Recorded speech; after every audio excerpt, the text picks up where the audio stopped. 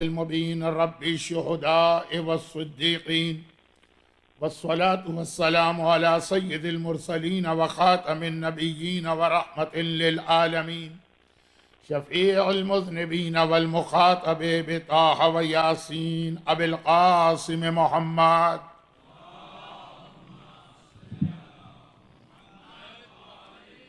وآله الطيبين الطاهرين المعصومين المظلومين المنتجبين الميامين الذين أذهب الله عنهم الرجس وطهرهم تطهيرا.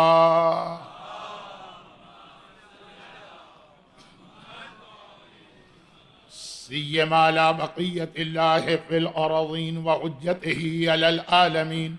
اللهم أجل له الفرج. أما بعد فقد قال الله عز وجل في كتابه المبين وفرقانه المتين وقرآنه المجيد. بسم الله الرحمن الرحيم. ولو أنهم إذ ظلموا أنفسهم جاءوا فاستغفروا الله واستغفر لهم الرسول لوجدوا الله توابا رحيما.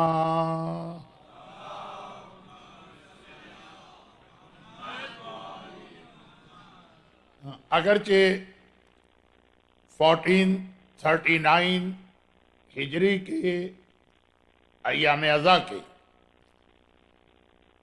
اس عشرے یعنی عشرہ زینبیہ کے لیے سرنامہ کلام کی اصل آیت تو سورہ یاسین کی آخری آیتوں میں سے ایک ہے، لیکن اس کی تلاوت بھی کل ہوگی اور اس پر گفتگو بھی کل شروع کی جائے گی، یا ہو سکتا ہے کہ مجلس کے درمیان بات شروع ہو جائے۔ عشرہ زینبیہ کی اس پہلی مجلس کو آخری مجلس سے انشاءاللہ اس وقت تک زندگی صحت اور توفیق رہی، اس پہلی مجلس کو آخری مجلس سے ملایا جائے گا، اور اصل میں تو وہ جو ابھی بیان کرنا ہے مجھے وہ آخری مجلس کا عنوان ہے، لیکن بعض وجوہات کی بنا پر آدھی بات پہلی مجلس میں اور باقی آدھی بات آخری مجلس میں سورہ نساء کی آیت نمبر 64 یہ تلاوت کی گئی، اور یہ وہ آیت ہے جسے میں اکثر اس لیے تلاوت کیا کرتا ہوں کہ اس ایک آیت میں پروردگار نے کچھ اتنے سارے مختلف پیغامات کو جمع کر دیا کہ جن میں سے آج کل کے زمانے کو دیکھتے ہوئے بعض پیغامات کی اہمیت بہت بڑھ گئی۔ دیکھیں، جب کبھی یہ لفظ ہم جیسے طالب علموں کی زبان پر آ جائے کہ قرآن کا یہ سورہ بہت اہم ہے، فلاں آیت بہت اہم ہے، تو سننے میں تو یہ لگتا کہ قرآن کے دو حصے کر دیے گئے، ایک اہم حصہ ہے، ایک غیر اہم حصہ۔ آیتوں کی دو کیٹیگریز ہیں، کچھ آیتیں اہم ہیں اور کچھ غیر اہم ہیں، نعوذ باللہ۔ لیکن مراد یہ نہیں ہوتی ہے، مراد ہوتی ہے کبھی زمانے کے حالات کے اعتبار سے قرآن کا کوئی پیغام زیادہ اہم بن جاتا ہے اس وقت کے حالات میں، جس کی بہترین مثال وہ آیتیں جن کا تعلق جہاد سے ہے، لیکن فی الحال بات کو بہت پھیلانے کا فائدہ نہیں۔ یہ آیت وہ جو میں نے کہا کہ کئی پیغام، اور یہ سارے کے سارے پیغام وہ ہیں جو آج کل کے زمانے میں بہت اہم بن گئے، لیکن اصل بات یہاں سے شروع کی جاتی ہے کہ احکامات خدا، واجبات و حرام کا نظام تدریجاً، گریجولی ہمارے سامنے آیا۔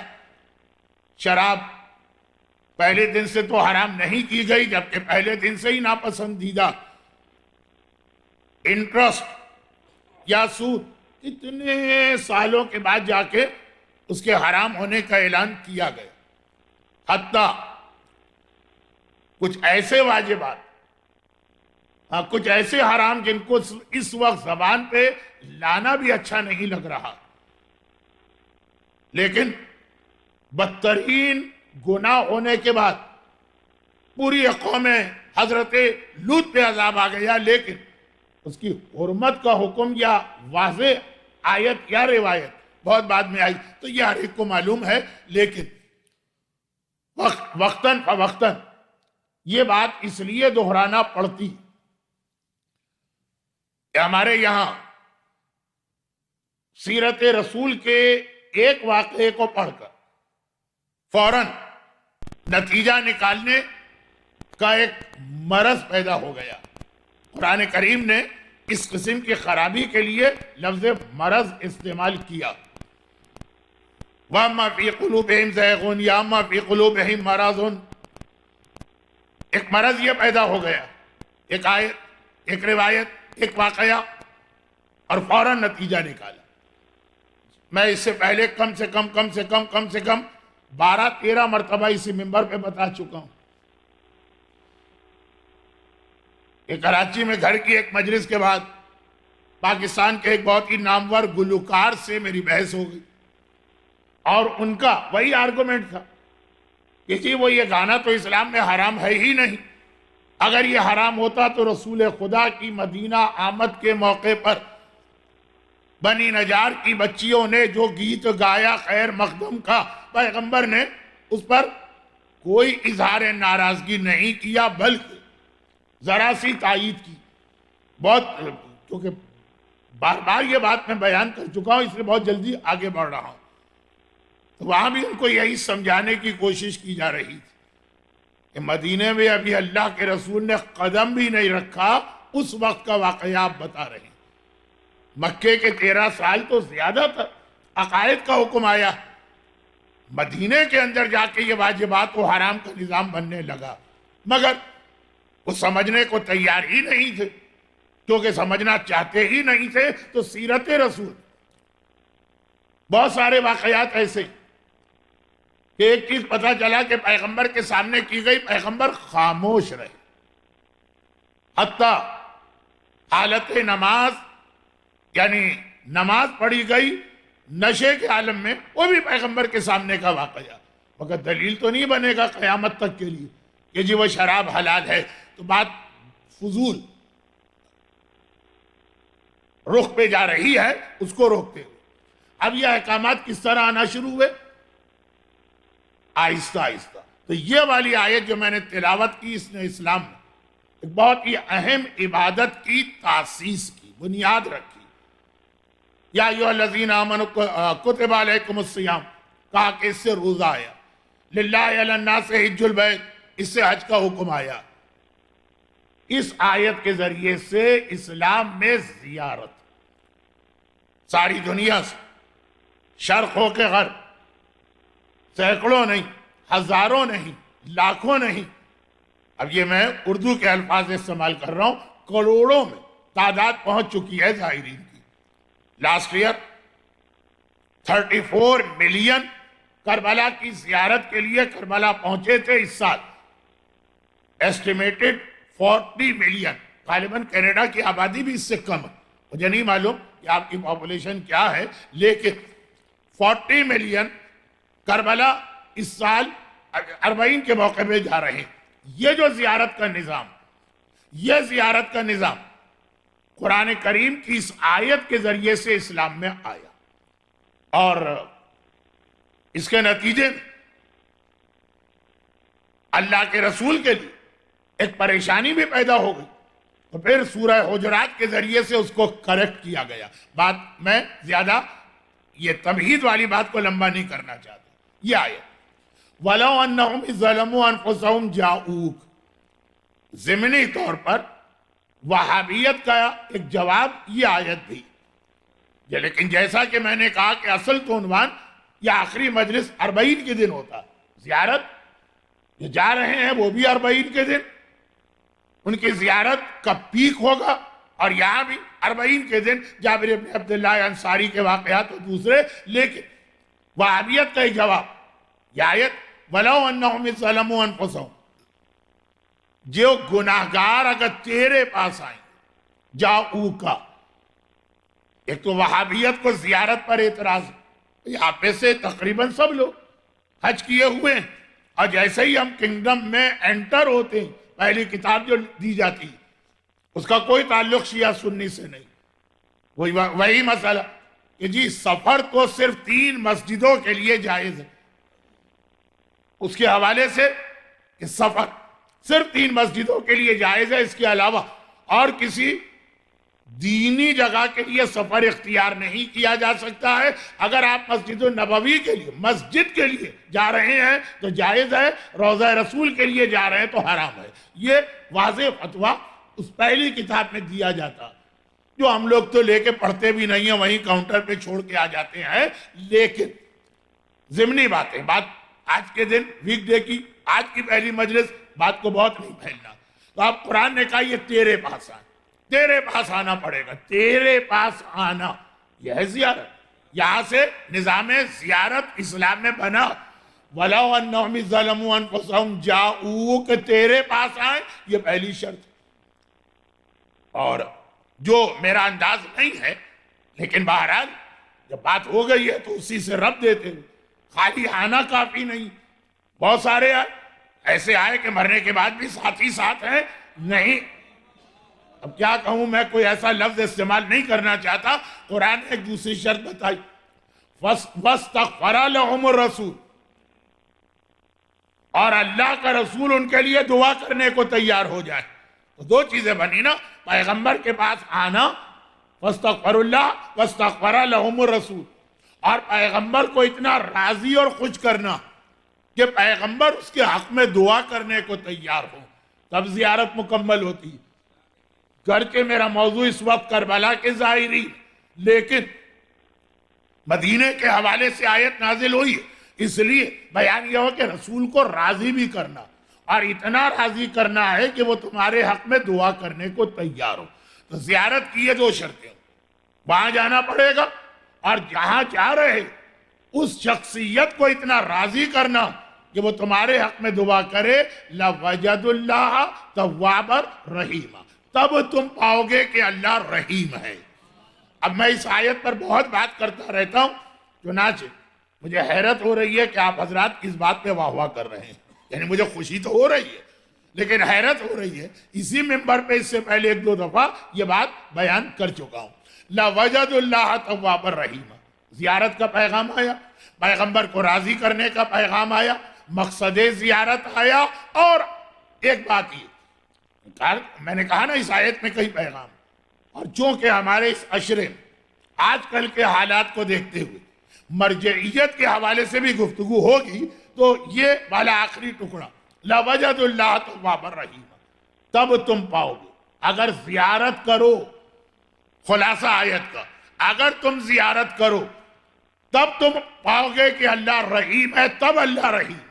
اللہ ہر ایک کے لیے رحیم نہیں ہے، قرآن کی آیت صاف طور پہ کہہ رہی ہے، مفہوم آیت کا کہ اللہ رحیم ہے۔ اگر تم رسول کی زیارت کے لیے آؤ گے تو ہمارے یہاں تو اللہ کو اس انداز کا رحیم مانا گیا کہ جو میں اکثر بہت تیزی سے جملے کہتا ہوں، شراب پیو تو وہ اس پر واجب ہے کہ وہ تمہیں معاف کرے، داڑھی شیو کرو تو یہ اس کے لیے لازم ہے وہ تمہیں معاف کرے، نماز قضا کرو اللہ رحیم ہے، بے حجاب گھر سے نکلو اللہ رحیم ہے۔ رحیم کے سلسلے کو اتنا بڑھا دیا گیا کہ اب دیکھیے اس سے زیادہ رحمت خدا کا مسکنسیپٹ کیا دیا جائے گا جو ہمارے ساتھ نے دیا۔ مختار گرفتار کرتے ہیں اپنے بہنائی کو، دریافت کرتے ہیں کہ کربلا جانے سے پہلے کی جو آخری رات تھی جب تم کوفے میں تھے، اگلے دن کربلا جانا تمہاری کیا حالت تھی۔ پورا بہت لمبا واقعہ، 40 منٹ کا واقعہ، میں بھی کئی بار یہاں سے بھی پڑھ چکا ہوں، لیکن اس کا آخری جملہ عمر سعد بتا رہا ہے کہ اس رات کو اس نے 6 شعر کہے تھے، جس کے بعد یہ فیصلہ کیا کہ مجھے کربلا جانا۔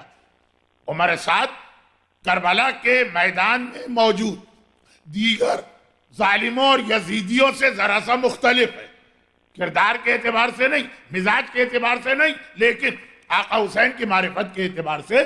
یہی وجہ کہ کربلا میں بھی آقا نے کم از کم 3 مرتبہ عمر سعد کو بلا کر اسی حوالے سے بات کی، جس کا خلاصہ ایک جملہ کہ بھائی تم تو مدینے کے رہنے والے، اور میرا بچپنا تم نے خود مدینے میں دیکھا، اور تمہیں پتا ہے کہ میں اپنے نانا سے، دیکھیں یہ میرے الفاظ ہیں، کتنا قریب تھا، تم اس میدان میں میرے خلاف کیوں آئے؟ تو کئی بار اس کو یاد دلایا، وہ ہمارے ساتھ ایک جملہ کہتا اس جملے کے بعد اب اس سے زیادہ رحمت کا غلط تصور ہو نہیں سکتا. وہ کہتا کہ مجھے پتا ہے کہ قتل حسین کی سزا ہمیشہ ہمیشہ کی جہنم.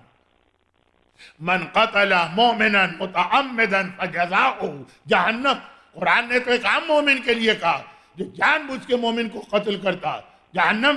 لیکن قتل حسین مومنوں کے سردار ہمیشہ ہمیشہ کی جہنم ہے. لیکن وہ کہہ رہا ہے وہ یہ لیکن میرا نہیں, میری کوئی مجلس بغیر اگر مگر لیکن کے نہیں ہوتی. آج کا لیکن عمر سعد کا اپنا لیکن ہے. کہہ رہا ہے مجھے پتا ہے کہ قتل حسین کی سزا ہمیشہ ہمیشہ کی جہنم ہے, لیکن میرا اللہ رحیم بھی تو ہے نا, اور اس کی رحمت اس کے عذاب سے زیادہ ہے. تو مجھے یقین ہے کہ میں یہ گناہ کر کے بھی اس کی رحمت کو آواز دوں گا اور بخشا جاؤں گا. اب یہ رحمت کو اس نے کہاں تک پہنچا دی؟ جو مومن نے رحمت شروع کی تھی داڑھی شیو کرنے سے, وہ جب ہمارے ساتھ کے ہاتھ میں لگی تو اس کہاں تک پہنچا گیا کہ قتل حسین بھی کرو. تو اللہ تو رحمان, اللہ تو رحیم, اللہ تو ارحم الراحمین ہے. اور یہاں پہ میں بات کو مختصر جب کرتا ہوں تو اکثر یہ کہتا ہوں کہ ماہ مبارک رمضان کی دعائے افتتاح میں اس زمانے کے امام کا ایک تحفہ اپنے ماننے والوں کے نام دعائے افتتاح میں رحمت کے اس تصور کو مکمل کر دیا. اللہم انی افتتح الثناء بحمدک وانت مسدد للثواب بمنک وایقنت بان انت ارحم الراحمین فی موضع العفو والرحمہ واشد المعاقبین فی موضع النقال والنقمہ. رحمت کی جگہ تجھ سے زیادہ رحمت نازل کرنے والا کوئی نہیں ہے, اور پکڑ کی جگہ پر اور عذاب کی جگہ پہ تجھ سے زیادہ عقاب دینے والا کوئی نہیں ہے. تو بیلنس ہے. دجال نہیں بننا, دجال نہیں بننا, دجال اسی کا نام ہے. تو اب یہ تو کچھ ایسی تمہید ہے جو میں اکثر بتاتا ہوں. قرآن کی اس آیت نے بھی, بلکہ اصل تو قرآن کی آیت, قرآن کا اس آیت نے بھی یہ واضح کر دیا کہ رحمت ہے مگر ہر ایک کے لیے نہیں ہے. ترجمہ پھر سن لیجئے, آیت کی تلاوت نہیں کر رہا, وقت میرے ہاتھ سے پھسلا جا رہا.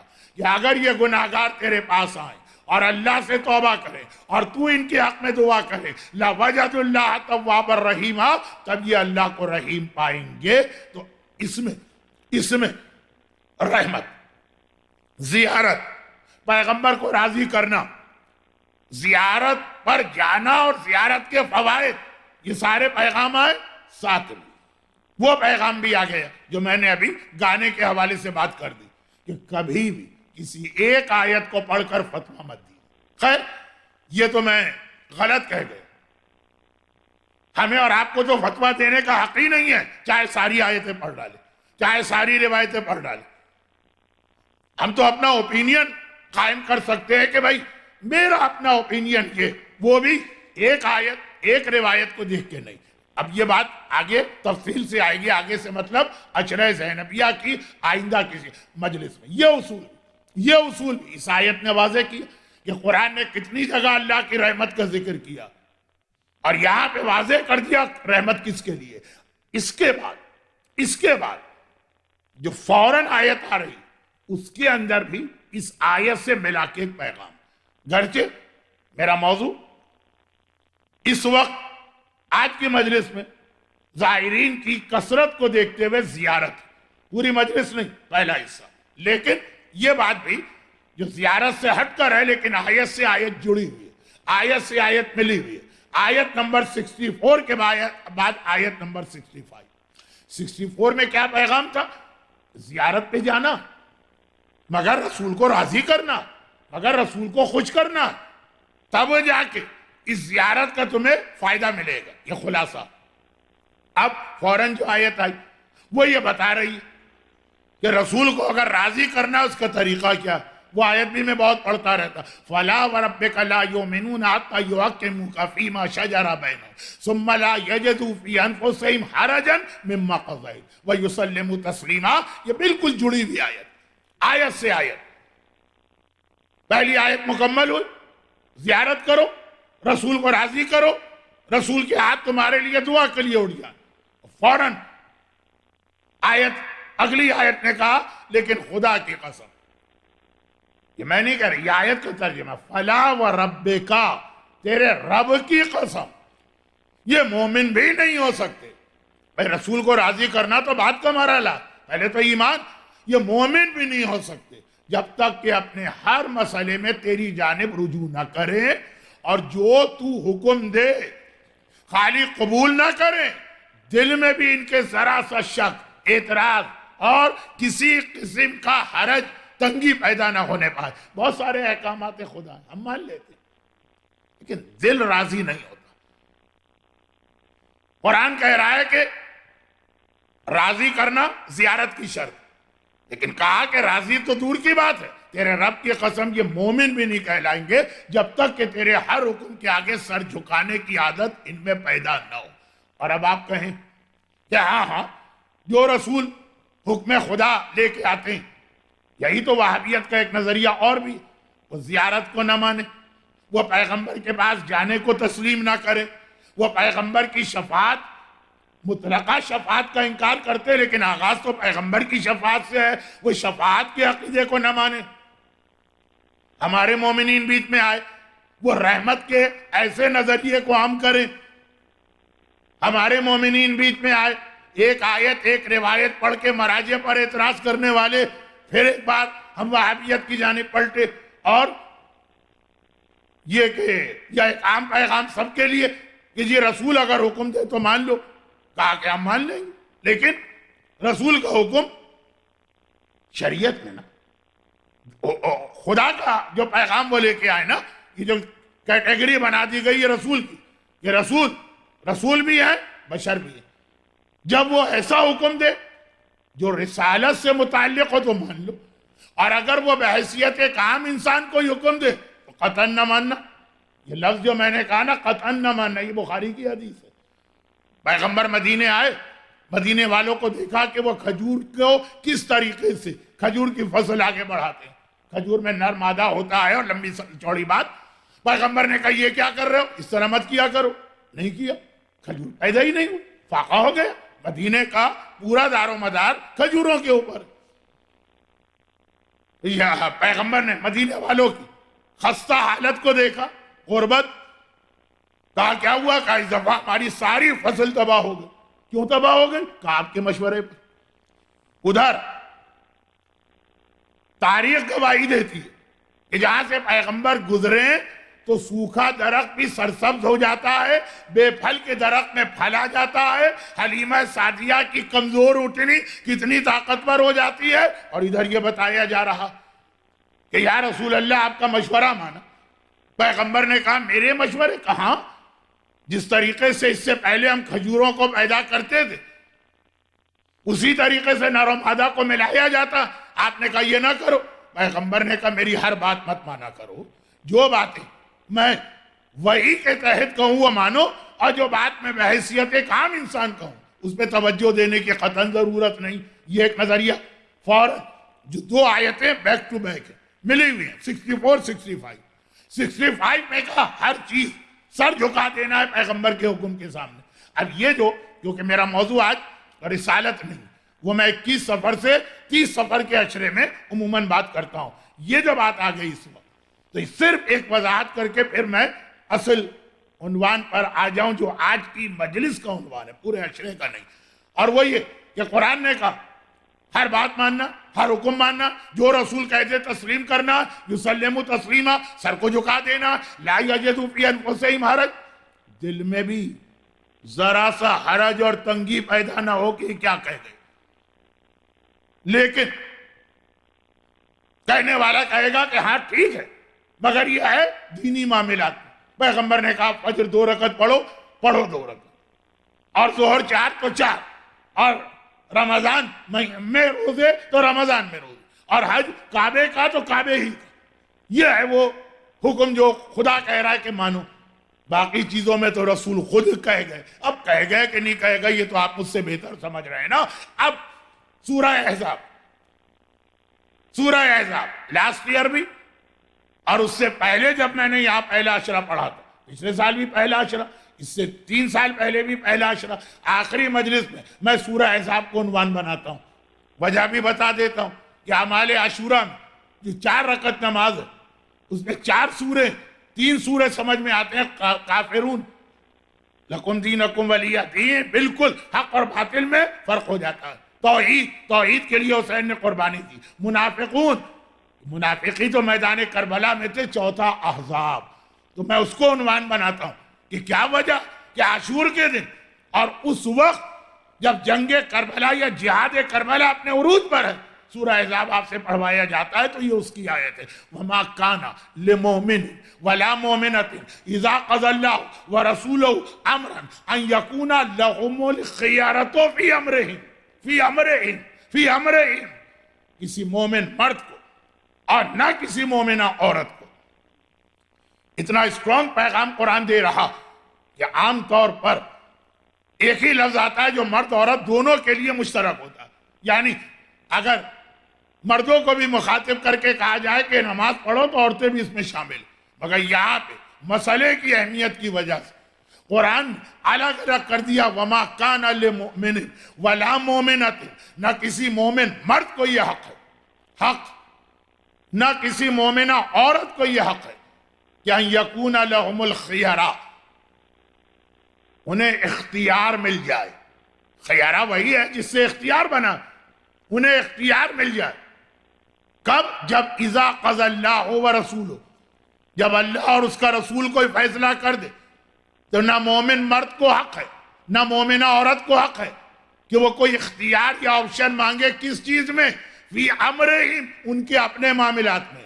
نماز کی بات نہیں ہو رہی ہے، روزے کی بات نہیں ہو رہی ہے، واجبات دین کی بات نہیں ہو رہی ہے، حرام کی بات نہیں ہو رہی ہے. وہاں تو پھر بھی بہت سارے لوگ اگرچہ وہاں بھی اعتراض کرنے والے ہیں لیکن تقریباً مان لیں گے یہاں جو رسول کہیں گے وہ ہمیں تسلیم کرنا. یہاں بات ہے تمہارے اپنے معاملات، کہاں کی سٹیزن شپ لینا.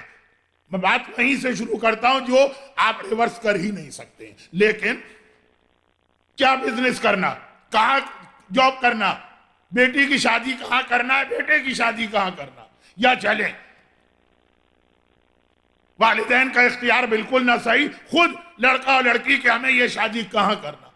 اپنے معاملات میں بھی کوئی اختیار نہیں. وہاں بھی کہتے نہیں رسول کی زندگی 2 حصے، ایک رسالت ہے جو وحی کے تحت چلتی ہے، اس میں ان کی بات مانے، اور ایک میں وہ ہمارے اور آپ کی طرح کے انسان، اس میں ان کی بات قطعاً نہ ماننا ورنہ فاقے ہو جائیں گے. گھر میں ہو گئے مدینے میں فاقے، سارا مدینہ پوری فصل تباہ ہو کے رہ گئی. قرآن کہتا ہے نہیں، تمہارے معاملے میں بھی جب وہ فیصلہ کرے تو انہیں ماننا اور تسلیم کرنا. اب آپ حضرات بڑی حیرت کے ساتھ مجھے دیکھ رہے ہوں گے. یہ میں اس لیے کہہ رہا ہوں کہ یہ جو باتیں میں کہہ رہا ہوں یہ کسی مومن کے سامنے بیان کرنے کی ضرورت ہی نہیں. تحصیل حاصل ہر مومن مانتا، ہر مومن جانتا. آپ کہیں گے کہ مولانا آپ المہدی سینٹر میں پڑھ رہے ہیں، وہابیوں کے کسی مرکز میں نہیں، تو یہ باتوں میں اتنا وقت آپ نے کیوں لگا دیا؟ اس لیے لگا دیا کہ جس انداز سے یہ سارے نظریات و عقائد ہمارے درمیان پینیٹریٹ ہو چکے ہیں، اور خاص طور پر ہمارے نوجوانوں میں، بزرگوں کو تو پتہ بھی نہیں چلتا، کیونکہ امام بارگاہوں میں بھی اب 2 مختلف مجمع ہوتے ہیں. آپ عقیدت اور احترام کے ساتھ اردو مجلس سن رہے ہوتے ہیں اور بچے الگ ہوتے ہیں. ان کو یہ نہیں پتا کہ یہاں کیا پڑھا جا رہا، آپ کو یہ نہیں پتا کہ وہاں کیا پڑھا جا رہا. میں اس پہ زیادہ نہیں بولنا چاہتا، اس لیے کہ یہ وقت کی ضرورت تو ہے، اس لیے کہ آج کے بچوں کے لیے یہ لازم واجب کے برابر ہے. لیکن ہو یہی رہا کہ پتہ ہی نہیں چل رہا بڑوں کو کہ ہمارے بچوں کو کیا سکھایا جا رہا. انہیں آب حیات دیا جا رہا ہے کہ انہیں زہر پلایا جا رہا ہے، اس لیے کہ 2 بالکل الگ مجمع بن گئے. وہ ضرورت بھی، بعض چیزیں ایسی ہوتی جو مولا نے نہج البلاغہ کے آخر میں عورت کے بارے میں کہا، اور ہمارے ہاں شادی کے حوالے سے کہا جاتا ہے کون سے بور کے لڈو ہوتے ہیں، جو کھاتا ہے وہ بھی پچھتاتا، جو نہیں کھاتا وہ بھی پچھتاتا. بعض چیزیں ایسی نہ کرے تب بھی غلط ہے، کرے تب بھی غلط. تھوڑی احتیاط کرنا پڑتی ہے. وہ انشاءاللہ میں بار بار اعلان کر رہا ہوں کہ آہستہ آہستہ بات ہوگی.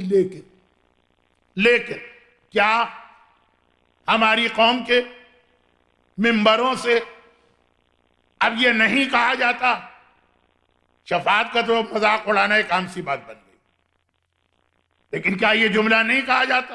with due respect، بس جس شخصیت کے بارے میں کہا جا رہا ہے میں ان کی بات کر رہا ہوں، کہنے والے کی بات نہیں کر رہا ہوں، نو ریسپیکٹ، کہ جنت میں جانے کے لیے تمہارے پاس چوائس ہے، یا شہزادی فاطمہ کی شفاعت لے لو اور یا مدر ٹریسا کی شفاعت لے لو۔ اگلا جملہ خود سنا، اس لیے کہہ رہا ہوں، دیکھیں میری ایک عادت ہے، میں نے پہلے بھی کہا کہ جب کبھی مجھے کوئی کلپ دکھاتا ہے کہ مولانا یہ کلپ دیکھ لیجیے، کیا کہا انہوں نے، میں کہا کلپ نہیں، آپ پہلے پورا کانٹیکسٹ بتائیے، پوری تقریر سنائیے کہ یہ جو کہا گیا اس سے پہلے کیا کہا گیا ہے، اس کے بعد کیا کہا گیا۔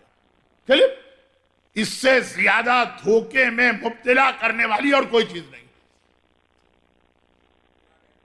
تلبسون الحق بالباطل، حق اور باطل اسی سے ملتا ہے، تو اس لیے کلپ فلپ کو تو میں مانتا ہی نہیں، چاہے وہی آدمی ہو، اسی کی زبان ہو۔ اچھا اب تو آپ میرے سامنے آئی ٹی کے سارے ماہر بیٹھے، مجھے تو کچھ بھی نہیں آتا، تو آپ کو تو پتا کہ تبدیلی بھی بہت آسان چیز ہے، لیکن جہاں کوئی تبدیلی نہ ہو، وہی آدمی اسی کی ورڈنگ، لیکن اس نے کیا کہا، اس سے پہلے کا جملہ کیا، اس کے بعد کا جملہ کیا، یہ آپ کو سمجھانے کی ضرورت تو نہیں، یہ آپ کی عقل کی توہین ہے اگر میں اس چیز کو آپ کو سمجھانے کی کوشش کروں۔ لیکن یہ میں بتا رہا کہ آپ کے بچے، تو کیا کہا گیا، پوری تقریر میں نے سنی، میں نے کہا نہیں یہ کلپ نہیں چلے، اور کیسے سنی، کسی یوٹیوب پہ نہیں، خود بیٹھ کر وہاں اس سینٹر میں جہاں تقریر ہو رہی۔ اب میں تو نہیں سمجھ سکتا کہ آخر کوئی مومن کیسے ہی جملہ کہے، لیکن کہا گیا کہ آپ کے پاس چوائس ہے۔ میں نے کہا نا ود ڈیو ریسپیکٹ، اس کی جو سروسز ہیں، خدمات ہیں، اور ایک بہت بڑا مسئلہ بہت پرانا اسلام میں ہے کہ بہترین کام کرنے والا غیر مومن کیا جنت میں جائے گا کہ نہیں جائے گا۔ اس سال بلا وجہ یہ ایشو کئی مجلسوں میں اٹھا دیا گیا اور اس کے بعد اس کو سنبھالا نہیں گیا۔ آیت اللہ سیستانی کے 2 میسیجز ہر سال آتے ہیں، اور دونوں بہت ہی اہم ہوتے ہیں، اور وہ سب کے لیے نہیں ہوتے ہیں، ایڈریس خاص آڈینس سے کیا جاتا۔ پہلی محرم سے 1 یا 2 دن پہلے اس میں ممبر پہ جانے والے خطیب اور ذاکر، علماء اور اسپیکر، ان کو کچھ گائیڈ لائن دی جاتی، اور 40 کی زیارت سے پہلے زیارت پر آنے والوں کو کچھ پیغام دیے جاتے ہیں، وہ بھی بہت اہم، اور بہت توجہ سے ایک ایک جملے کے ساتھ اس کو ہر ظاہر کو خود پڑھنا چاہیے، اور جو ظاہرین کو لے جا رہے ہیں اپنے ساتھیوں کو پڑھوانا چاہیے۔ گرچہ کربلا میں جگہ جگہ وہ پوسٹر سڑکوں پہ لگے ہوتے ہیں، لیکن کربلا جا کے آدمی کے پاس کچھ پڑھنے پڑھانے کا وقت بھی نہیں ہوتا اور کیفیت بھی نہیں ہوتی، وہاں تو آدمی غم کی ایک عجیب کیفیت میں ہوتا ہے۔ تو اس سال بھی جو گائیڈ لائن والا خطبہ آیا تھا یا پیغام آیا تھا، اس کا ایک جملہ تھا کہ ایسے ایشو پہ یہ ہم لوگوں سے بات ہو رہی، ہم طالب علموں سے، اسپیکر سے، خطبہ سے، ذاکرین سے، کہ ایسے ایشوز پہ قطعاً بات نہ کرنا کہ جسے عوام کے سامنے پیش تو کر سکو پھر اس کو سالو نہ کر سکو، اور کنفیوژن کریٹ کرو۔ سختی کے ساتھ کہا گیا، یہ جملہ موجود ہے، وہ تو خیر بات کہیں اور کوئی اور رخ پہ جا رہی ہے۔ تو میں نے خود یہ والے مسئلے کہ بھئی جنت میں بہترین نیکیاں کرنے والا غیر مومن جائے گا کہ نہیں جائے گا، لفظ میں نے غیر مومن استعمال کیا ہے جان بوجھ کر، جس میں سب آ گئے۔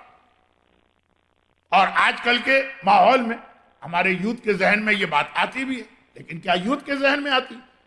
جو کل سے سورہ یاسین کی آیت پر بات شروع ہونے والی، سید نعمت اللہ جزائری کا ایک اعتراض، یہ کون ہے؟ یہ شاگرد ہیں علامہ مجلسی۔ کس کے سامنے اعتراض کیا؟ علامہ مجلسی کے سامنے۔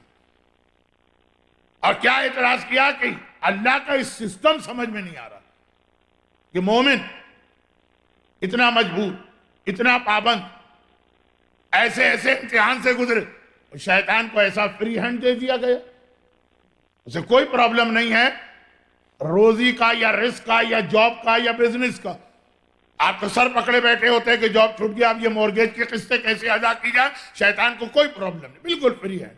صحت، کبھی کبھی شیطان بیمار ہوتا ہے لیکن اپنی وجہ سے نہیں، ہماری وجہ سے. یہ روایت ہم نماز پڑھتے ہیں شیطان کی ناک ٹوٹ جاتی ہے. خیر، یہ ایسی بہت روایتیں آئیں گی. یہ اشرح زینبیہ میں اس دفعہ اسی پر گفتگو ہوگی ہلکے پھلکے انداز میں. لیکن صحت ہے. ہمارے بعض مراجع کے لیے ایک جملہ آتا، مرحوم آیت اللہ تقی بہجت تو ایک کلاسیکل ایگزامپل بن گئے. طیل عرض ہوتا، یہاں ہے سیکنڈ میں کہیں پہنچ گئے. مگر بہرحال اس میں بھی اختلاف ہوگا، اور گنی چنی شخصیت ہے. شیطان اس کے لیے کوئی پرابلم ہی نہیں. اب میں کتنی مشکل سے کینیڈا پہنچا تھا اس دفعہ، جس شہر میں اس سے پہلے مجلس پڑھ رہا تھا کوئی کنیکشن ہی نہیں مل رہا تھا، کوئی فلائٹ ہی نہیں، کوئی ایئر لائن ہی اس شہر کو اس شہر سے نہیں ملا رہی. اتنا زیادہ محنت کرنا پڑی مجھے بھی اور ٹریول ایجنٹ کو بھی، بڑی مشکل سے، بڑی زحمت ہو رہا. شیطان کو کوئی پرابلم ہی نہیں. میں امام کی خدمت کرنے آ رہا ہوں، میں ممبر پہ بیٹھنے آ رہا ہوں، میں مومنین کرام کو مسائل سنانے آ رہا ہوں، اور کوئی راستہ نہیں مل رہا. وہ بہکانے آ رہا ہے، گمراہ کرنے آ رہا ہے، شراب پلانے آ رہا ہے، اور زن سے یہاں سے وہاں، وہاں سے وہاں، وہاں سے وہاں. تو نعمت اللہ جزائری جیسا عظیم محدث، مرجع نہیں ہے، مجتہد نہیں ہے، لیکن ایک نام ہے شیعت میں، وہ پریشان ہو گئے. اور اس کا جواب بھی میں پڑھتا ہوں لیکن آج نہیں. تو بات یہ ہو رہی کہ ایسے ہی جو ہمارے اعتبار سے جنت کے حقدار نہیں، ایسے ایسے نیکی کے کام کرتے ہیں، اللہ ان لوگوں کو پھر کیا دے گا ریوارڈ. تو اس میں یہ جملہ آیا. اب کیا جملہ ہے، میں کیسے ممبر سے بیان کروں، لیکن نہ بھی بیان کروں تو آپ کو کیسے پتا چلے گا کہ جو ہماری آدھی شیعہ دنیا ہے اس میں کیا ہو رہا. اور وہ یہ کہ پہلا جملہ یہ بھی آپ کے لیے سننا بہت مشکل ہے کہ وہ جنت میں جانے کے لیے آپ کے پاس چوائس، یا فاطمہ زہرا کا دامن تھام لے یا مدر ٹریسا کا. اور اس کے بعد اس سے مراد تھی ایسے نیکی کے کام کرنے والے. اور اس کے بعد کا جملہ تھا، اور میں نے خود سنا، یعنی میں موجود تھا وہاں جہاں یہ بات ہو رہی. اور وہ صاحب کہتے ہیں کہ میں تو فاطمہ سے زیادہ مدر ٹریسا کی شفاعت کا محتاج. اور ریزن جو دے رہے ہیں، اچھا گھر میں بیٹھے ہوں، ڈرائنگ روم میں بیٹھے ہوں، کہیں ٹریولنگ کر رہے ہوں، کسی کے ساتھ ٹم ہارٹن کے اندر کافی پیتے ہوئے مثلا بات چیت کر رہے ہوں، وہ الگ بات. اور ایز اے اسپیکر ہمارے یوتھ کو ایڈریس کر رہے ہیں، اور اس میں یہ کہیں کہ اب وہ انگریزی تھی، میں اردو بول رہا ہوں، تو تھوڑا سا تو الفاظ کا فرق ہوگا، لیکن 100% صحیح انٹرپریٹیشن ان کے الفاظ کا کر رہا ہوں. انہوں نے کہا کیونکہ شہزادی فاطمہ کے بارے میں تو ڈاؤٹ، مدر ٹریسیا کے بارے میں تو کنفرم ہے کہ وہ جنتی. انہوں نے کہا نا میں کیوں ترجیح دوں گا، کہ وہ تو بالکل کنفرم چیز. شہزادی فاطمہ، شہزادی بھی میں کہہ رہا ہوں، شہزادی فاطمہ کی کوئی سوشل سروسز ہمارے سامنے نہیں. انہوں نے غریبوں کی کوئی انداز سے مدد نہیں کی. ایک آدھ مرتبہ چادر گروی رکھ کے ایک فقیر کو کھانا کھلا دیا بس. سال میں ایک واقعہ ہوتا ہوگا. اور باقاعدہ شہزادی کے 18 سالوں میں انہوں نے واقعات گنا کہ کتنے واقع ہوئے، 4 واقع ہوئے. چلے بچپنا نکال دی، تب بھی سال میں ایک. اور یہاں روز آنا کلکتے کی، شاید اب آج کل اس کو کولکتہ کہتے ہیں، جو بھی کہتے ہوں، تو گول گول ہو کے لمبا لمبا کلکتہ جو ہے، کہا کہ اس کی سڑکوں پہ روز آنا وہ نکلتی. وتھ ڈیو ریسپیکٹ، جو خدمت ہے جو ہے وہ اپنی جگہ، لیکن جب یہ نظریہ اپنے پاس نہ رکھا جائے اور ہمارے بچوں تک پہنچایا جائے دلیل کے ساتھ، اور دلیل بھی ایسے جو بچوں کو تو اپیل کرے گی، آپ کو چاہے اپیل نہ کرے لیکن آپ کے یوتھ کو یہ چیز بہت اپیل کرے گی. تو ان حالات اور ماحول میں یہ بات کی وضاحت بہت زیادہ ضروری ہے کہ قرآن نے ایک تو پہلے صاف صاف یہ کہہ دیا کہ تمہارے معاملات میں بھی تمہیں کسی قسم کا کوئی اختیار نہیں، جو وہاں سے حکم آ جائے تمہیں ماننا ہے اپنے معاملات میں بھی. اور پھر جو بات میں کہہ رہا تھا میں اس کو یہیں پہ چھوڑتا ہوں، اس لیے کہ آج کے بعد آخری مجلس میں کچھ زیارت کا بیان ہوگا کہ اس سے پہلے والی آیت کو اس سے ملائیے۔ رسول کے پاس آؤ، رسول کو راضی کرو۔ اب پھر قرآن نے بتایا کہ راضی کرنے کا طریقہ یہ، جو رسول کہے آنکھیں بند کر کے تمہیں ماننا ہے، وائے کا لفظ حکم رسالت کے آگے نہیں آنا چاہیے۔ اب یہاں رک کر جو بات ہمارے یہاں پینیٹریٹ کر رہی ہے اس کے حوالے سے ایک بات بہت ہی مشہور ایک حدیث ہے، اور میں اس کو بہت پڑھتا رہتا ہوں، لیکن چھوٹی سی حدیث۔ حضرت موسیٰ کوہ طور پہ گئے اور کہا کہ خدا بندہ آج میں تجھ سے یہ چاہتا ہوں کہ مجھے کوئی خاص نصیحت کر، ایک اسپیشل ایڈوائس۔ بعض لوگ دعا کے اندر بھی بہت ہی زیادہ سیلفش بن جاتے ہیں۔ مولانا فلاں مسئلے کی دعا، میں نے کہا یہ آپ کا مسئلہ نہیں، یہ آج کل بہت سے لوگوں کا مسئلہ۔ پہلی محرم سے آج 11 صفر،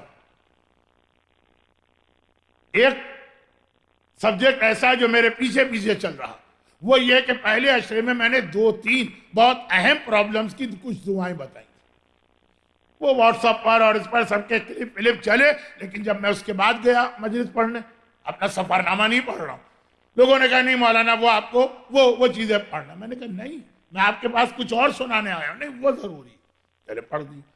پھر اس کے آگے میں گیا، نہیں مولانا وہ تو بہت اہم مسئلے، کیونکہ آج کے پرابلم کامن، بیٹیوں کی شادی نہیں ہو رہی، مرض ہے، بیماری ہے، علاج نہیں ہو رہا، جاب بھی ہے تو جاب کی کوئی سیکیورٹی نہیں، صبح گیا اور شام کو معلوم ہے فائر ہو چکا ہے، یا بزنس ہے تو فلاپ ہو رہا ہے، تو سارے کامن پرابلم۔ تیسری جگہ گئے، وہاں بھی لوگوں نے، میں نے کہا بھائی میں کچھ تیاری کر کے آیا ہوں، کچھ پڑھنا چاہتا ہوں، نہیں وہ زیادہ ضروری۔ چوتھی جگہ گئے، مجمعی غیب، کیوں؟ کہا ان کے پاس تو کوئی چیز ہی نہیں ہے، یہ تو 3 جگہوں سے ایک ہی چیز پڑھ کے آ رہے ہیں، یہاں بھی وہی پڑھیں گے۔ ان حالات میں بہت زیادہ اپنے آپ پہ کنٹرول مجھے کرنا پڑتا ہے، لیکن دعا میں لوگ مولانا وہ روزی رزق کے لیے دعا، بیٹی کی شادی کے لیے دعا۔ میں نے کہا یہ مسئلہ آپ کا نہیں، آج کل سب کا، ہر دوسرے آدمی کا، میں ممبر سے پڑھوں گا، نہیں، ممبر سے نہیں، کوئی خاص دعا مجھے بتائیے۔ ان کے کہنے کا مقصد یہ ہوتا ہے کہ ایسی دعا جو کسی اور کو آپ نہیں بتائیں گے،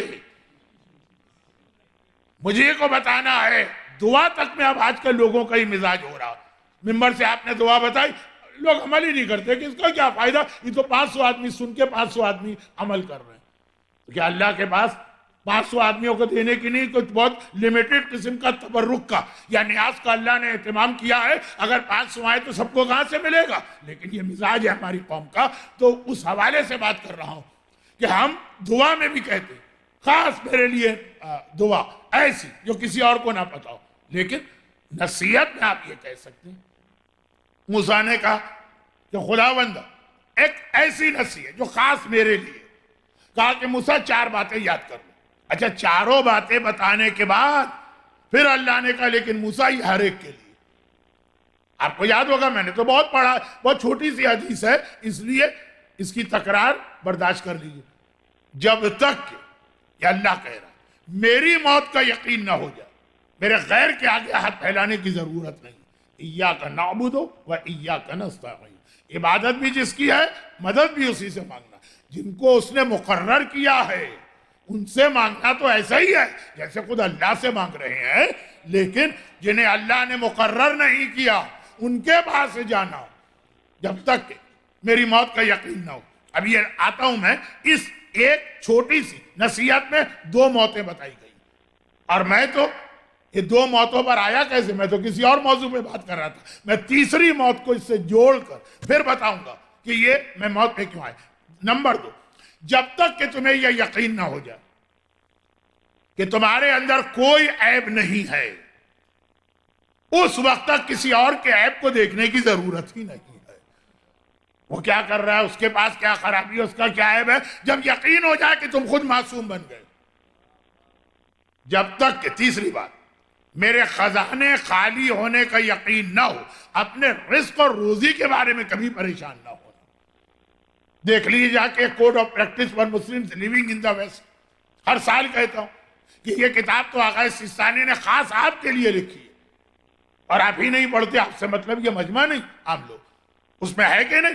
ایک نوجوان نے یہ سوال کیا کہ ایسے ریسٹوران میں کام کرتا ہوں کہ شراب سرو کرنا پڑتی، اور اگر یہ نہ کروں تو میرا سروائیول بہت مشکل ہے، جاب نہیں مل رہا۔ تو اگرچہ مرجع صرف فتویٰ دیتا ہے حلال یا حرام، لیکن آگے فوراً سورہ طلاق کی آیت بھی ساتھ میں لکھ دی کہ یہ حرام ہے، اور یہ یاد رکھو کہ وَمَن يَتَّقِ اللَّهَ يَجْعَل لَّهُ مَخْرَجًا وَيَرْزُقْهُ مِنْ حَيْثُ لَا يَحْتَسِبُ۔ تقوی اختیار کرو تو اللہ ایسی جگہ سے روزی دے گا تم سوچ بھی نہیں سکتے کہ وہاں سے ملے گی۔ تو جب تک کہ میرے خزانے ہیں، اپنی رزق اور روزی کے بارے میں پریشان نہ ہونا۔ کیا کریں مولانا؟ اگر حجاب یا اسکارف کے ساتھ جاب کرنے جائیں جاب نہیں ملتی، داڑھی کے ساتھ جاب کرنے جائیں، اب داڑھی تو کئی جگہ فیشن میں بھی آ گئی ہے، لیکن اسٹل کچھ جگہوں پہ یہ پرابلم ہے۔ ہمارا جاب ایسا ہے کہ فجر کی نماز ہم پڑھ ہی نہیں سکتے ہیں، 1-1.5 گھنٹے کا وقت ہے، اس میں 1 سیکنڈ کے لیے ہم خالی نہیں ہوتے ہیں، تو اب نماز، پھر میں نے کہا آپ کیا کرتے ہیں؟ وہی جواب جو فیصل آباد کے ایک باپ نے مجھے دیا تھا۔ فیصل آباد میں نے اس وقت مجلس پڑھی تھی پہلی، جب میں بھرپور جوان تھا، میرے حالات زیادہ تو نہیں آگے آج مجلس میں، تو خیر، اور اس وقت جوش بھی بہت تھا، تو گانے پہ مجلس پڑھی اور سارے عذاب ڈھونڈ ڈھونڈ کے لے آیا اور جمع کر دیا۔ اس وقت یہ لوگوں کے لیے نئی بات تھی۔ جب شہید دست غیب شیرازی کی کتاب گناہان کبیرہ اردو ترجمہ ہو گیا اور انگلش، اور اس میں گانے کے چیپٹر میں وہ سارے عذاب آ گئے، تو ذرا سا کیا ہندی کا لفظ استعمال کروں، شانت ہو گیا۔ خیر، تو اس وقت بڑی بہت ہی سخت قسم کی مجلس ہو گئی۔ باپ مجھے ملے اگلے دن، کہنے لگے آپ کی بیٹی، آپ کی مجلس نے تو میری بیٹی کو ہلا کے رکھ دی، وہ کانپ اٹھی اور دونوں کانوں کو ہاتھ لگا کے کہنے لگی کہ خدا کی قسم آئندہ کبھی نہیں سنوں گی۔ خوش ہو گئے، کیا نہیں سنیں گی؟ گانا؟ کہنے آپ کی مجلس۔ تو اب یہ کہ مولانا جواب ایسا ہے، کیا وہ فجر کی نماز نہیں پڑھ سکتے؟ تو پھر آپ کیا کرتے؟ میں سمجھا وہ کہیں گے میں نے جاب چھوڑ دیا، کہا نہیں میں نے فجر کی نماز چھوڑ دی، بعد میں آ کے قضا کر لیتا ہوں لیکن نماز چھوڑ دی۔ یہ طریقہ ہے نماز چھوڑو، یا یہ طریقہ ہے کہ جاب چھوڑو؟ لیکن بہرحال یہ اس دن کرنا جس دن تمہیں یہ خبر مل جائے کہ اللہ کے خزانے خالی۔ ہاں بھائی، اب نماز چھوڑو اور اب جاؤ جاب کو پکڑو، لیکن جب تک اللہ کے خزانے، میں عزیز کی تشریح نہیں کر رہا، چوتھی اور آخری بات، اور جب تک شیطان کی موت کی خبر نہ ملے اس وقت تک اس کی جانب سے غافل ہو کے 1 سیکنڈ کے لیے بھی نہ بیٹھنا۔ ارے بھائی شیطان ہمارا کیا بگاڑ سکتا؟ ہم تو آل محمد والے، چوتھے امام کو حالت نماز میں سانپ بن کے کاٹ رہا ہے، ابراہیم خلیل خدا کو جو 3 شیطانوں کو کنکر مارتے بہکانے پہنچ رہا ہے، ہم اور آپ تو حیثیت ہی کچھ نہیں رکھتے جب تک شیطان کی موت کی خبر نہ ملے۔ اب یہاں پہ اللہ کی موت، شیطان کی موت، بات یہ نکلی کیسے؟ مجھے یاد ہے سب پورا سلسلہ۔ تیسری موت سنی، یہ اس میں نہیں، الگ، شیطان کی موت۔ اچھا شیطان مرے گا، وقت معلوم، یعنی ظہور امام کے بعد، یہ تو آج کل بہت مشہور ڈیٹیل آتی ہے رجت میں، اس کی بات نہیں کر رہا ہوں۔ ظہور امام کی ایک یقینی نشانی، بہت ساری نشانیاں، تو ایک ایسا سبجیکٹ ہے کہ جتنا آپ اس سے کہیں میں بولتا چلا جاؤں گا، لیکن ایک اصول یہ کہ جتنی نشانیاں بتائی گئی ہیں 99% یاد رکھیے، 99% 50-50 پوری ہو پوری نہ ہو، صرف 1% ایسی ہیں جن کو یقینی نشانی کہا گیا، اور ان میں سے یقینی نشانیوں میں سے ایک زمانے کے امام کی موت کی خبر آئی، یہ یقینی نشانیوں میں سے ایک ہے۔ امام ظاہر نہیں ہوں گے جب تک کہ پہلے ان کی موت کی خبر نہیں آئے گی، امام کی موت ہوگی۔ اللہ کی موت، شیطان کی موت، اس حدیث میں شیطان کی موت امام کے ہاتھ سے، لیکن معصوم نے فرمایا میرا بیٹا ظاہر نہیں ہوگا جب تک کہ دنیا میں یہ خبر نہیں پھیلے گی کہ وہ مر چکا۔ چلے یہ ایک بات آگے امام نے کہا، اور ایسے گواہ آئیں گے جو کہیں گے کہ میں امام زمانہ کا لفظ استعمال کر رہا ہوں، روایت میں ہے میرا بیٹا، ایسے لوگ آئیں گے جو کہیں گے ہم امام زمانہ کی نماز جنازہ بھی پڑھ کے آ رہے ہیں، جنازہ بھی ہم نے دیکھا ہے، نماز بھی ہم پڑھ کے آ رہے ہیں۔ یہ یقینی نشانی۔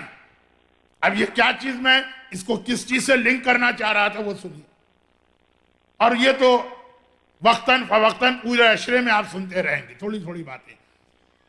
امام زمانہ کی موت، آج جس انداز سے ہمارا سوشل میڈیا استعمال ہو رہا، واٹس اپ، یوٹیوب، فیس بک اور کتنے، گوگل اور بہت ساری چیزیں، اس کے اندر یہ حدیث جو کبھی سمجھ میں بھی نہیں آ رہی تھی، دیکھیے آج کل جو عام کیبل پہ آپ کے چینلز آتے ہیں، کیسی کیسی بریکنگ نیوز آ جاتی ہے، واٹس اپ اور فیس بک۔ 2 سال پہلے بہت واقعات ہیں، آپ کے سامنے بات واضح کرنے کی ضرورت نہیں، لیکن بطور مثال 2 سال پہلے عید کے موقع پر میں کربلا کی زیارت کے لیے گیا، کوئی 6ٹھی دفعہ میرا ذکر ہوا، اور امام معصوم کا ذکر تو شاید 1 ہی دفعہ ہوا، لیکن بہرحال جو میں نے اپنے واقعات پڑھے وہ امام کے فرمان کی وضاحت کے لیے 2 سال پہلے، اور عید کا دوسرا دن تھا کہ تیسرا دن تھا یاد نہیں، ہم لوگ سامرہ کی زیارت کے لیے گئے، کتنے ظاہر نظر آ رہے ہیں جو آج یا کل میں جانے والے یہ زیارتیں کریں گے، اور سامرہ کی زیارت میں الحمدللہ اب بلد کی زیارت بھی مل رہی، نہ کتنے طویل عرصے تک بلد جانا مشکل ہو گیا تھا۔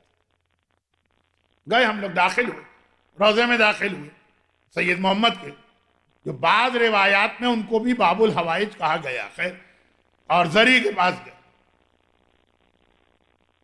کہ باہر، اچھا اب یہ ساری جگہ وہ ہیں جہاں بہرحال لوگ موبائل لے جاتے ہیں، اب وہ ایک الگ مسئلہ کہ اگر اسلامی حکومت ہو یا روزے ہوں تو اس کی انتظامیہ کا حکم ماننا بھی واجب ہوتا ہے، اس طرف نہیں جا رہا۔ ایک آدھ دفعہ میں نے کچھ اور واقعات مسجد کوفہ کے پڑھے تو لوگوں نے کہا تو آپ موبائل کی بات کر رہے ہیں، تو موبائل تو وہاں جا ہی نہیں سکتا۔ کتنے موبائل میں آپ کو دکھاؤں جو لوگ کسی نہ کسی طرح قانون توڑ کے اسمگل کر لیتے ہیں۔ تو ابھی ہم لوگ زری کے قریب ہیں، زیارت شروع ہونے والی، واٹس اپ پر اور فیس بک پہ فوری میسیج آ گئے کہ بلد سید محمد کے روزے میں بم کا دھماکہ ہوا، پورا روزہ ڈیمولش ہو گیا، زری تک آدھی ٹوٹ گئی۔ ہم روزے میں کھڑے، گنبد کے نیچے کھڑے، زری ہمارے سامنے، ہم زیارت پڑھنے والے، باہر بازار میں بم کا دھماکہ ہوا تھا، باہر بازار میں، وہ بھی پہلی آخری چیک پوسٹ سے پہلے، اور ہمارے پاس یہ، اور اوٹ پٹانگ قسم کے لوگوں کے نہیں، بڑے ریلائبل قسم کے لوگوں کے میسج ملا آگے فارورڈ، میسج ملا آگے فارورڈ۔ اب ہم اپنی آنکھوں سے دیکھ رہے ہیں کہ زری سامنے ہے، پورا روزہ ٹوٹ گیا، آدھی زری ٹوٹ گئی ہے، اور پتہ نہیں کتنے لوگ شہید ہو گئے ہوں گے۔ روزے میں کسی ذرا سا بھی نقصان نہیں ہوا۔ اب یہ جو ماحول، لوگوں نے یقین کر لیا کیونکہ فوراً اس کے نیچے کامنٹس آنے لگے۔ اس حالت اور ماحول، اگر امام زمانہ کی موت کی بھی خبر آ جائے تو اتنی تیزی کے ساتھ اس کو پھیلا دیا جائے گا، اور یہی وہ مسئلہ اور مرحلہ جو آخری زمانے کا سب سے بڑا فتنہ، جس کے لیے سورہ یاسین کی آخری آیتوں میں سے ایک کو کل مجھے عنوان بنانا، لیکن آج کی بات مکمل ہو۔ یہ آج کا زمانہ ہے، پہلے ایسا نہیں تھا۔ پہلے واقعاً جو واقعہ ہوا ہے اس کی خبر بھی دوسرے علاقے میں 2-2 سال میں پہنچ۔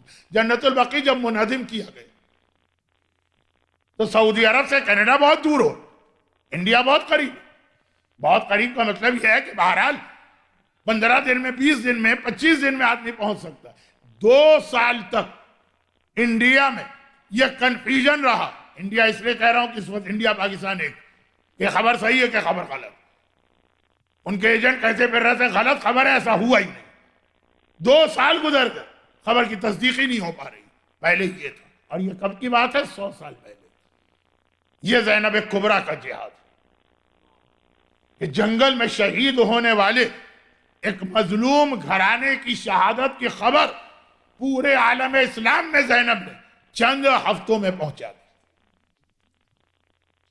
یا آج کا زمانہ بریکنگ نیوز کا نہیں، 100 سال پہلے بھی یقینی جو واقعہ ہوا اس کے بارے میں بھی 2 سال تک تصدیق نہیں ہو پاتی یہ واقعہ ہوا ہے کہ نہیں ہوا.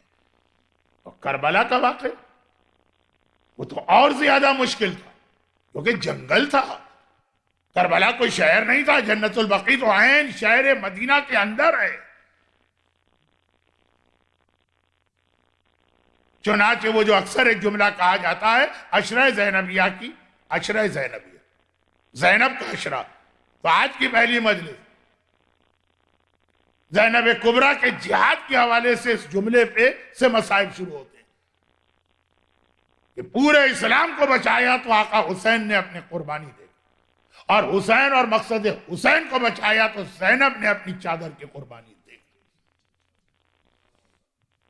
اکثر کہا جاتا ہے کہ مولانا آپ لوگ جو ہماری بچیوں کو اسلام سکھاتے ہیں، اگر ایسا اسلام وہ آج کل سیکھ لیں تو انتہائی بزدل کمزور معاشرے کے ساتھ نہیں چل سکتے. اب یہاں کا ایک مسئلہ ہے نہیں، پاکستان کا ہے ڈسکشن، کوئی ایجوکیشن میں بچیوں کو پڑھاؤ کہ نہ پڑھاؤ، وہ ایک الگ باتیں ہیں، اس کے پروز اینڈ کونز اس پہ بات نہیں کر رہا ہوں. ایک دلیل یہ دی جاتی کہ بھئی بچی اگر نامحرم لڑکوں کے ساتھ نہیں پڑھے گی تو جب وہ بعد میں پریکٹیکل لائف میں آئے گی کیسے ان سے بات کر سکے گی. زینب کبریٰ، علی کی اس بیٹی کا نام، دن کی روشنی میں کبھی گھر سے باہر نہیں نکلی، رات کے اندھیرے میں بھی کبھی اکیلے نہیں گئی ہے، محرم مردوں کے ساتھ گئی، کسی نامحرم سے گفتگو نہیں کی.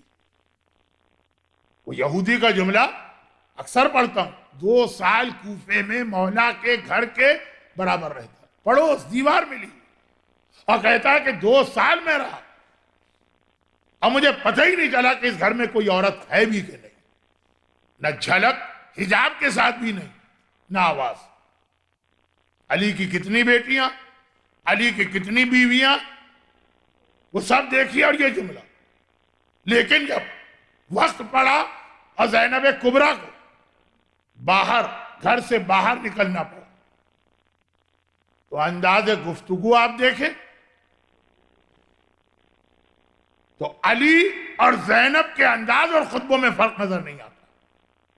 پہلی بات، بڑے سے بڑے عالم کو میں تو کہتا ہوں مرجے کو لا کے بٹھا دو، اگر پہلی بار اسے مجمع کے سامنے ایڈریس کرنا پڑے زبان لڑکھڑا جاتی، مجمع کا خوف ہوتا ہے، ٹریننگ دی جاتی. زینب کبریٰ، کوفے کا اوباش مجمع، وہ تو ویسے ہی مذاق اڑا رہا، ٹونٹنگ کر رہا ہے، اعتراض کر رہا ہے، ایسے مجمع میں تقریر کرنا اور مشکل ہے. مشاعرے میں بڑے بڑے شاعر ہوٹ ہو جاتے ہیں، وہ مجمع ہے کوفے کا.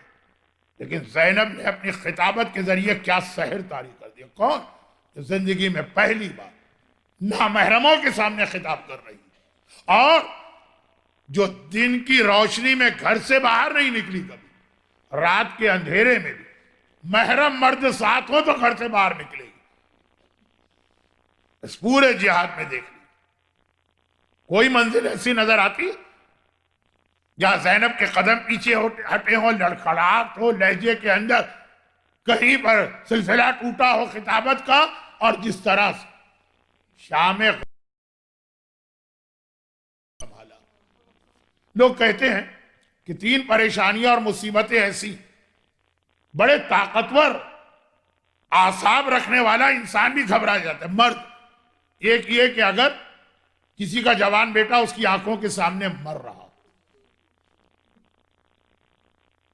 کوئی ڈاکٹر آپ کے جاننے والے ہیں، بہت اچھے تعلقات ہیں، آپ ان کے پاس گئے کوئی طبی مشورہ لینے، انہوں نے کہا بھائی میرا دماغ کام نہیں کر رہا، میرا 18 سال کا بیٹا آخری سانسیں لے رہا ہے.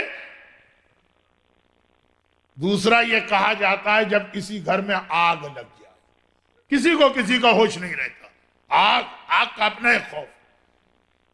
اور تیسرا یہ ہے کہ جب کہیں پہ زلزلہ آ جائے، زلزلے میں تو میں نے ماؤں تک کو دیکھا ہے بچوں کو گود سے پھینک پھینک کے بھاگی. مگر یہ 3 پریشانی ایک ساتھ کربلا کے میدان میں آئی. ایک نہیں، زینب کے گھر کے 18 لاشیں زینب کی آنکھوں کے سامنے، اور ایک نہیں، سارے خیموں میں ایک ساتھ آگ لگی ہوئی، اور زمین کربلا میں زلزلہ ہے اور سورج کو گہن ہے، مگر اللہ نے صبر و استقامت زینب۔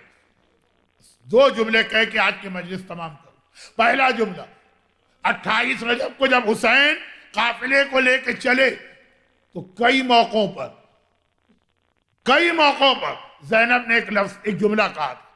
مثلا جب مدینے سے نکلے 28 رجب کو، عبداللہ ابن عباس آئے، کہا کہ آقا حسین اگر آپ کا کوفہ جانا ضروری ہی ہے، میں تو اس کا بھی مشورہ نہیں دیتا، ضروری ہے، خواتین کو لے کے نہ جائیے، مجھے معلوم ہے کوفہ کن غداروں اور بے وفاؤں کا شہر۔ حسین نے جو جواب دیا تو دیا، حجاب چادر کے پیچھے سے، عبداللہ ابن عباس خاندان کے فرد ہے، چادر کے پیچھے سے زینب کی آواز ہے، اے ابن عباس، بہن کی موت کا مشورہ دے رہا، بھائی سے الگ رہ کر زینب زندہ نہیں رہ سکتی ہے۔ جب منزل تنعیم پر مکے کے قریب خود زینب کبریٰ کے شوہر عبداللہ ابن جعفر طیار آئے اور زینب سے آخری بات کی، اور زینب یہ سمجھی کہ مجھے واپس لے جانے آئے، تڑپ کے کہا، اے میرے چچا کے بیٹے، واپسی کی بات نہ کرنا ورنہ زینب کو نہیں لے جائے گا، زینب کے لاشے کو لے جائے گا۔ کئی بار زینب نے کہا بھائی سے الگ ہو کے بہن زندہ نہیں رہے گی، تو آخر جب عصر عاشور حسین آخری رخصت کے لیے آئے تو زینب کیسے زندہ رہی؟ کیا وہ پہلے والے جملے مبالغہ تھا، محاورہ تھا، خالی کہنے کی بات تھی کہ بھائی سے الگ ہو کے بہن مر جائے گی؟ اگر زینب صدیقہ طاہرہ فاطمہ کی صدیقہ بیٹی ہے، بہت بدتمیزی کا جملہ ہے، وقت نہیں رہا، بات ختم کر رہا ہوں، تو زینب آخر بھائی سے الگ ہو کے کیسے زندہ رہی؟ وہاں تو ہونا چاہیے تھا جب حسین کہتا زینب بہن میرا آخری سلام لو، میں مرنے جا رہا ہوں، زینب گر کے مر جاتی، واقعاً مر جاتی، زینب مر جاتی، اور حسین کے اگلے جملے نے زینب کو زندہ رکھا۔ حسین نے کہا زینب میں جا رہا ہوں، میرا آخری سلام، جدائی ہو رہی ہے بھائی بہن میں، اب میرا پورا مشن اور یہ سارا قافلہ تیرے حوالے ہے۔ یہ ذمہ داری جو زینب کے کندھوں پہ حسین نے رکھی، اس ذمہ داری نے زینب کو زندگی عطا کی ہے، اس کی وجہ سے زینب زندہ ہے، ورنہ زینب کب کی مر چکی ہوتی۔ البتہ حافظ کفایت حسین صاحب کا جملہ کہ زینب کو بھی ذبح سمجھو، عَلَىٰ قَدْ ذُبِحَ الْحُسَيْنُ بِكَرْبَلَا، کربلا میں حسین ذبح ہوئے، زینب بھی ذبح ہوئی، کیونکہ فقہ اسلامی کہتی ہے کہ لفظ ایک ہے، طریقہ الگ ہے۔ عام جانور کا ذبح ہے، اس کی گردن کاٹ دو، مچھلی کا ذبح ہے، اسے پانی سے نکالو، وہ جس طرح تڑپ تڑپ کے مرے گی، یہ اس کا ذبح ہے۔ حسین کا ذبح ہے، شمر کا خنجر گلے پہ چلے، نوکے نیزہ پہ کٹا سر بلند ہو، اور زینب کا ذبح ہے، زینب کی چادر چھینو اور نامحرموں کے درمیان فاطمہ کی بیٹی جس طرح تڑپ تڑپ کے گزارے، یہ زینب بھی ذبح ہو۔ الا ولعنت اللہ علی اعدائہم اجمعین۔ پروردگارا ام المصائب شریکت الحسین عقیلہ بنی ہاشم زینب کبریٰ کے ان مصائب کا واسطہ، زینب کی جو چاہنے والے اور چاہنے والیاں آج کی مجلس میں آئے ہیں، ان کو، ان کے گھروں کو، ان کے گھر والوں کو دنیا اور آخرت کی ہر پریشانی سے محفوظ فرما۔ اس گریے کا واسطہ، گریہ کرنے والوں کی ساری حاجتیں فوراً قبول فرما۔ پروردگار ہمارے تمام مرحومین کی مغفرت فرما۔